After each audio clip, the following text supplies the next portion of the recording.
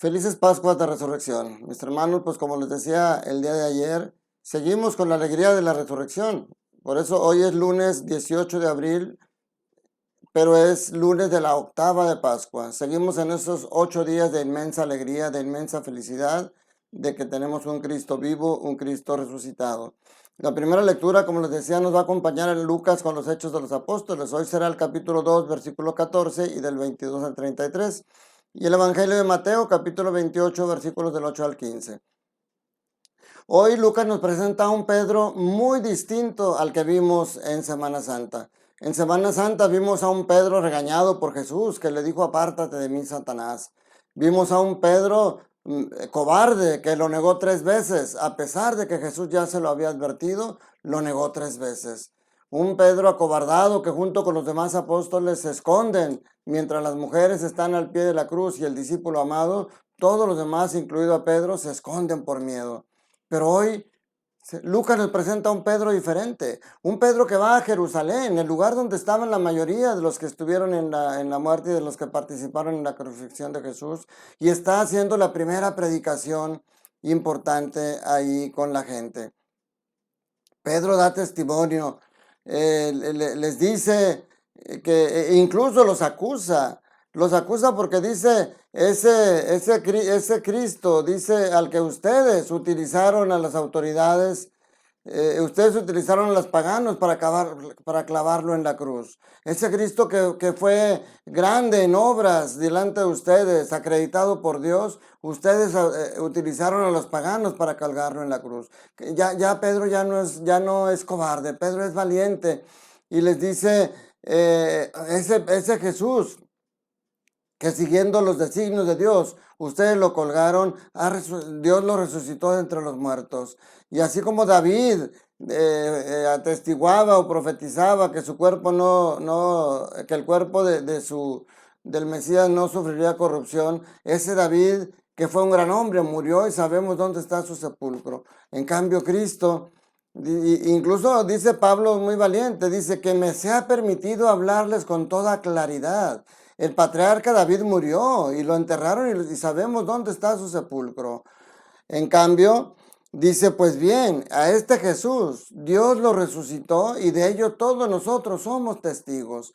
O sea, no nos lo platicaron, somos testigos de eso. Fue llevado a los cielos por el poder de Dios y recibió del Padre el Espíritu Santo prometido a él y lo ha comunicado como ustedes lo están viendo y oyendo. ¿Cuál es la diferencia entre ese Pedro cobarde y ese Pedro valiente? Un acontecimiento importante ocurrió en medio de estas dos actitudes de Pedro, que fue la resurrección de Cristo y el envío del Espíritu Santo. Eso marcó la diferencia. Y mi hermano, la buena noticia es que esas dos cosas que Pedro recibió, las has recibido tú. Tú tienes la resurrección de Cristo. Cristo está a tu lado todos los días hasta el fin de los tiempos. Y en tu bautizo el Espíritu Santo fue depositado en tu corazón para que tú dejaras atrás todas las dudas y fueras un hombre nuevo, un hombre resucitado con Cristo Jesús, capaz de lograr cosas maravillosas que Dios tiene planeado para ti. El Evangelio nos presenta también ahora dos grupos de personas. Esto es el día de la resurrección. Nos presenta dos grupos de personas, las mujeres y los soldados. Las mujeres, un grupo de mujeres valientes que, a diferencia de la mayoría de sus apóstoles y discípulos, huyeron cuando Cristo estaba crucificado. Ellas estuvieron al pie de la cruz. Y un grupo de mujeres valientes que el primer día de la resurrección fueron las primeras en ir, sabiendo que podía haber soldados que las podían maltratar, que no había quien las fuera a ayudar a quitar la piedra. Ellas tienen la valentía de ir y presentarse en el sepulcro.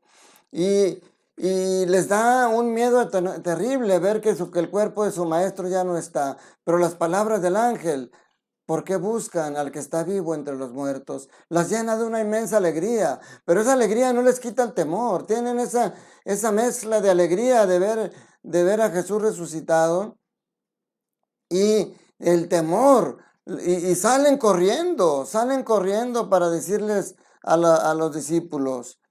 Y sin embargo, Jesús les sale al encuentro. Jesús las saluda y lo primero que hace, dice, Jesús ve que van con una gran alegría, pero con un gran miedo, y Jesús las tranquiliza. Jesús les quita el miedo, dice, no tengan miedo.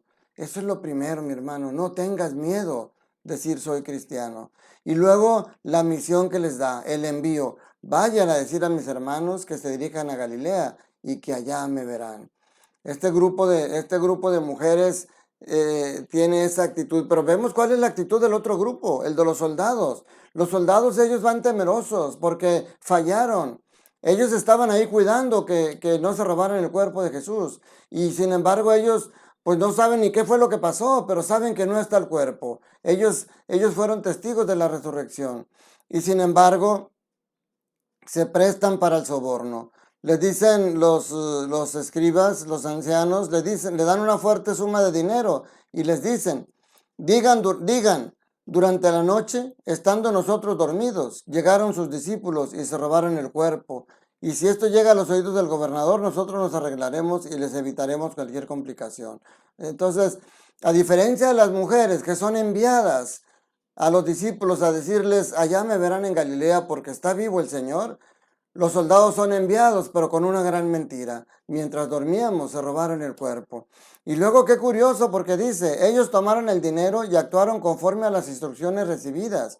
Y dice, esta versión de los soldados se ha difundido entre los judíos hasta el día de hoy. Fíjense qué interesante. ¿Cómo es posible que muchas personas siguen creyendo esta versión de los judíos?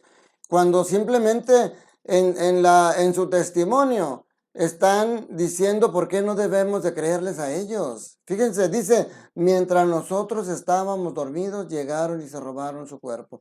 ¿Cómo puedes creer en testigos dormidos?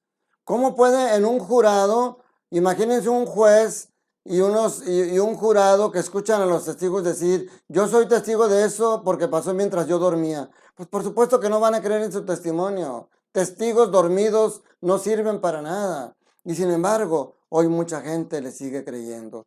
¿Tú de cuál grupo eres, mi hermano? ¿Eres del grupo que le cree a las mujeres? ¿Que le cree a los apóstoles que después lo atestiguaron? Imagínate una persona que dice una mentira de que Jesús ha resucitado siendo mentira, sabiendo que se robaron su cuerpo. Si son capaces de defender eso, pero en el momento que los van a matar por esa mentira, ¿ustedes creen que se van a dejar morir? Nadie se deja morir por una mentira. Y si uno lo hiciera, no fue uno, fueron muchos. No se van a dejar morir por una mentira. Ellos son testigos de que Cristo ha resucitado y nosotros les creemos, porque yo en lo particular les creo porque yo he sentido a Cristo vivo a mi lado. Yo he sentido su presencia sacándome ayudándome a no dejarme agobiar por los problemas, ayudándome a levantarme cuando he estado caído. Cristo está vivo, Cristo está resucitado. Y yo prefiero ser de ese grupo que valientemente, como Pedro y como las mujeres, lo gritan, Cristo está vivo, Cristo está resucitado y Cristo es mi Señor. ¿De qué grupo eres tú, mi hermano, mi hermana? ¿Eres del grupo que cobardemente prefieren no seguir a Cristo?